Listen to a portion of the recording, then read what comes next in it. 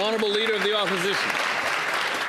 Mr. Speaker, the Prime Minister promised that he would spend less, yet his deficit spending is 100% more than even Justin Trudeau. And what is the real human consequence of that?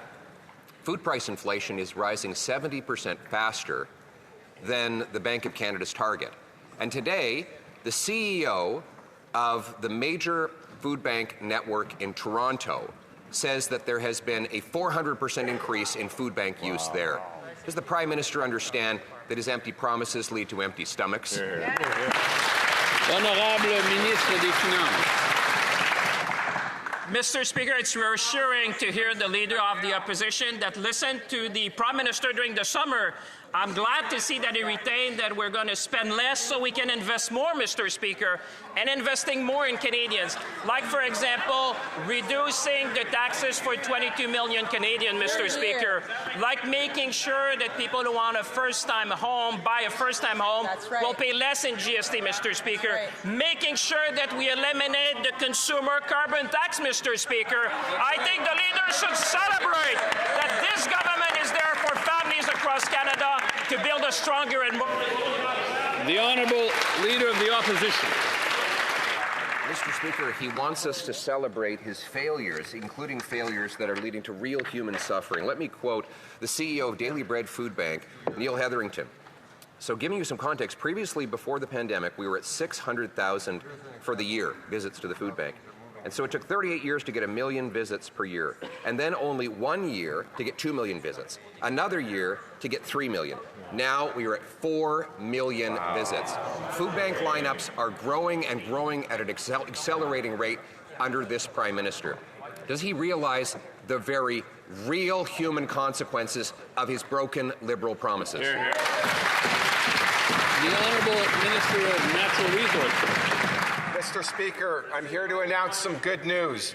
Last night, Canada and British Columbia approved the new Silesome LNG export terminal in northern British Columbia. It's with the Niska Nation. It will be the second largest private sector investment in the history of this country. The second largest in the history of this country. It will employ thousands of Canadians. We would love the Conservatives to help us build Canada. The Honourable Leader of the Opposition. Mr. Speaker, the question was not about re-announcing a previously approved project. It was about the cost of food. And frankly, it is insulting. We have asked 10 questions about the cost of food in the last 2 days, and not a single Liberal minister will get up and answer it. Maybe that's because the inflation rate on food is 70% above the target. Maybe it's because there are now 4 times as many visits to Toronto food banks as there were 3.5 years ago. Maybe it's because they broke their promise to stabilize food prices. Maybe it's because the Prime Minister promised that he could be judged on the price of food.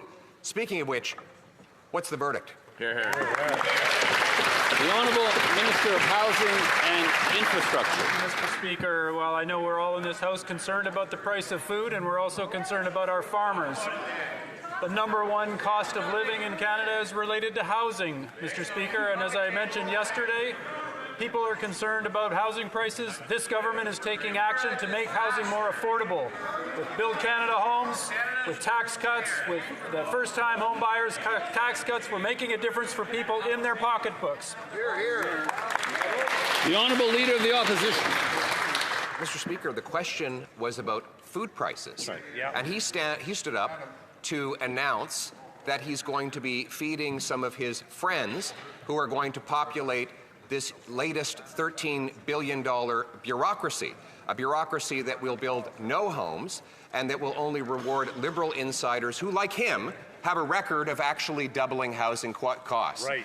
But back to food, the stuff that needs to go on people's dinner table. We have a record number of people at food banks after the Prime Minister promised to make food more affordable. Doesn't he realize that his promises have real costs for Canadians? The Honourable Secretary of State for Sport. Thank you, Mr. Speaker. Speaker, it's a little rich coming from the guy who voted against the National School Food Program, Mr. Speaker.